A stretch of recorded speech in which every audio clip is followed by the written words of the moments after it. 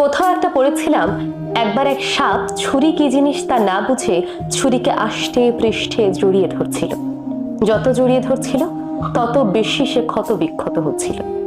যত ক্ষত বিক্ষত হচ্ছিল রক্ষা পাওয়ার জন্য সে আরো বেশি জড়িয়ে ধরছিল। এতে করে একটা সময় ছুরির আঘাতে তার প্রাণ যায়।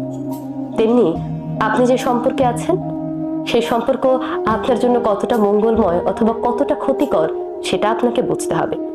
ক্ষতিকর একটা সম্পর্ককে যদি আপনি আষ্টে পৃষ্ঠে জড়িয়ে ধরেন, যত বেশি জড়িয়ে ধরবেন আপনি তত বেশি ক্ষত বিক্ষত হবেন।